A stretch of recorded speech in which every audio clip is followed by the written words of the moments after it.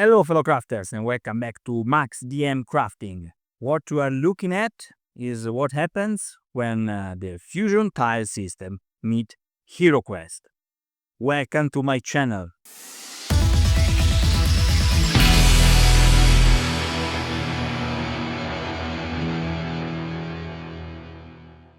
So guys, I did it. Basically after a couple of years of procrastination, I finally decided to complete my HeroQuest board with the Fusion tile system. As you can see, this is the full HeroQuest set, and what is now on the table is the trial setting. So everything is ready for play, actually the first quest on HeroQuest game. Still a lot of work must be done, so yeah, in the next episode for sure we will make everything in the perfect way to simulate all that we need in this game. For example, this is just a little fence from the Garden of Moore, and it's simulating now the armor rack, that still I haven't crafted. I wanted to keep, the colored aspect of the HeroQuest, that actually is what was beautiful in that board. But as you can see, you have many colors in the tiles, but still they are believable. It's not this, fancy and too much cheerful colors. I wanted to keep everything quite, dark in my style. Every single room has two faces. As you can see, they are not locked now because I want to show you what will be the trial without the room that are actually empty. So we will use now the negative space for the tiles, so you will be able to see the actual dimension of the of the trial as actually is in this map. Crack on. This is the very trial. This is the space that you need for play the first adventure in HeroQuest. As you can notice, in my system we have some little issues that I will fix very, very easily. For example, I don't have the right combination for close the road in these points. So yeah, I think I will need some small pieces to add to this set for have the right, for example, a couple of corridors, 2 pieces and maybe 1 piece like that. So a couple of pieces in 1 piece. First of all, I show you what my logic was in dividing the board. For the rooms, no secrets. In the board, we have 2 rooms that we could define unique, namely the center one and the one that is missing an inch. Then we have 4 rooms 4x5, 8 room 4x4, 3 rooms 5 inches long and only 3 inches wide, 3 small rooms 3x4, and 2 small 2x3 cells. The most tricky part are the corridors. We have 2 large corridors that I considered 6x2. I then created 8 3x3 corner pieces, 2 T-pieces, 14 linear pieces of 4 inches and 4 linear pieces of 5 inches. So in the end, I will have to create these rooms, starting partially from pieces that I have already created and adding new ones.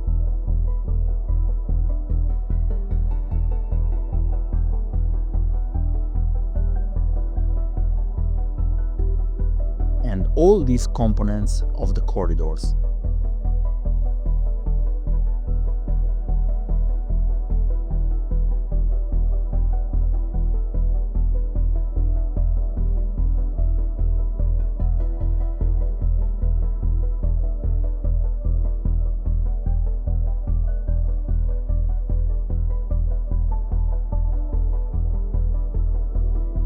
For this board, I have chosen and experimented with various solutions without being too rigid.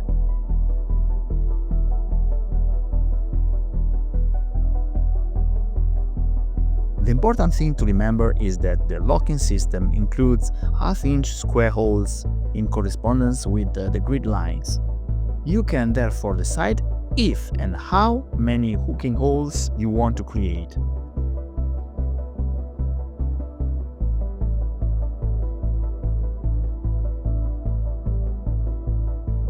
It goes from the maximum possible to an alternating series.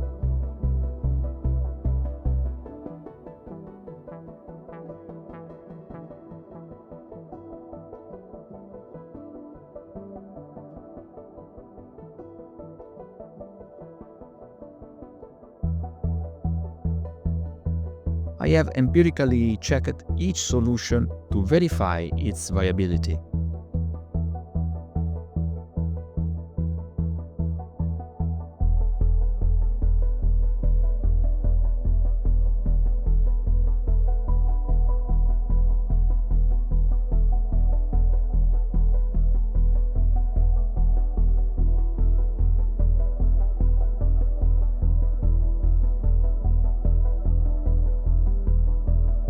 You can cut your tile perfectly with a normal cutter.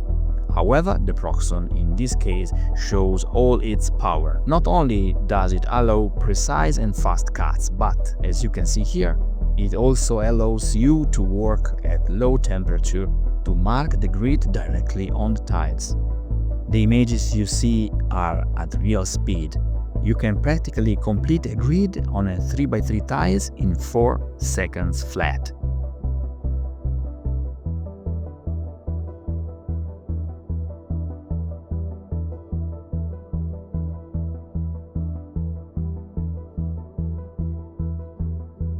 Once the construction of all the pieces is complete, the time has come to embellish them.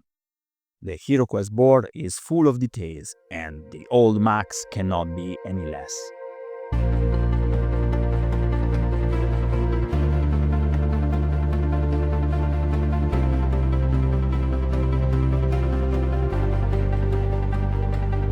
Once the board has been assembled and verified that everything is perfectly compatible and aligned, we are ready for the painting session. Very important, for an optimal final result, you have to paint all the pieces of the corridor in a single session. All in this way you will be sure that pieces placed next to each other really look like one. The usual basic coating solution, in this case 40% of water, 30% of acrylic black paint and 30% of Mod Podge.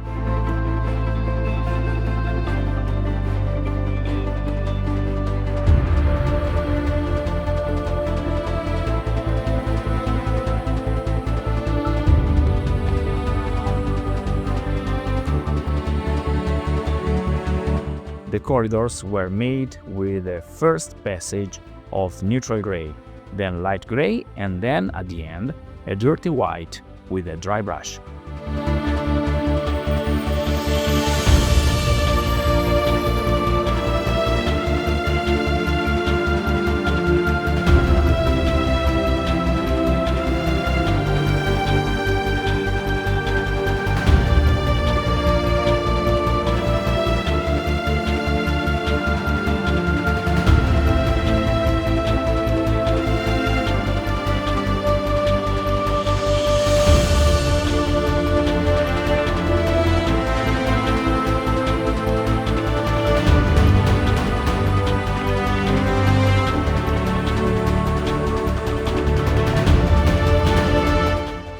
Immediately afterwards, I dealt with the flocking for about 50% of the pieces of the corridor.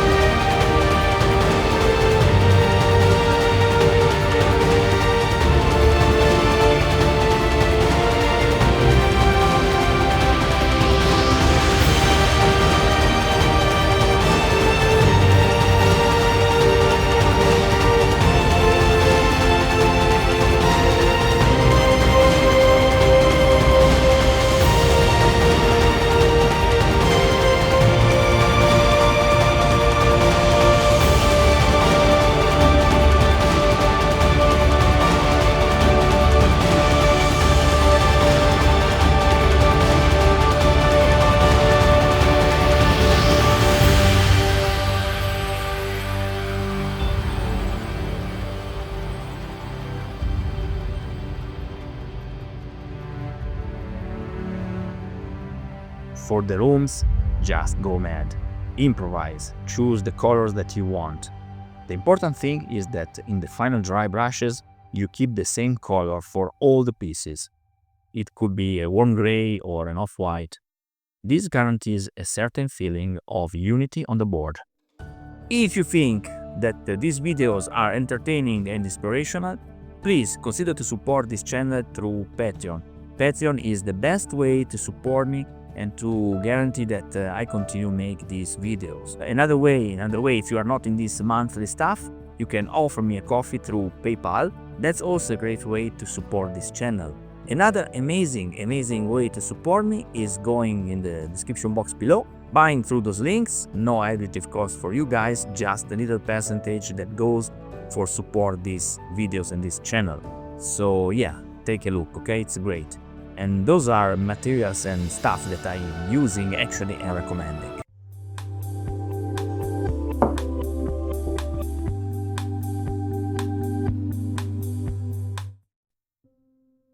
So let me show you how this fusion tile system works. Once again, we have a double side, of course. So actually we can change the shape. In this case, we have a wooden floor here and in the stone floor here with a regular pattern, but we can also add something different. For example, here we have some moss with the rocks, and on the other side we have even a pool. So the only limit is your imagination, okay? And then, as you can see, this tile in this position has 3 lockable points for each side. So we can manage to attach another tile in several ways. In the case of the trial, we have a corridor outside here. So I will take one corridor piece that has also different point for the lockage, and as you can see,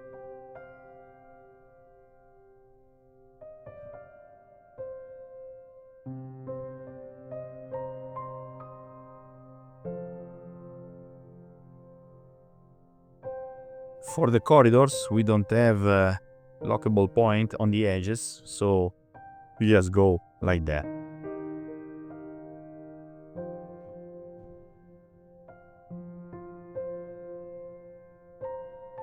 I want to show you some of my tiles just for showcase, So this one has in the floor, for example. This one has a stone floor and another pattern on the other side, more like ruins. I have a little tip for you. It's better that for a bunch of tiles you keep the same pattern for at least one side. I'll show you what I mean. For example, this stone pattern, I have it in at least 4 tiles, as you can see.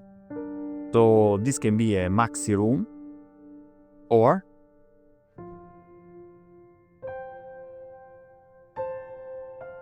we can have 4 totally different rooms. And I suggest you to keep this in mind when you are building this. This is one of my favorites, full of details. We have some grass, we have the bones, we have a message. And I decided not to make all of them lockable because of the aesthetic. I want to keep some of them just normal tiles, as you can see here.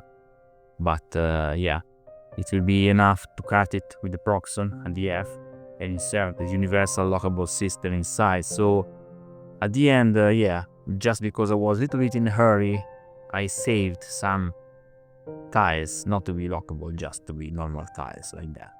Another very important part is that, I use different colors. We have yellow and green, we have the blue, we have some red color.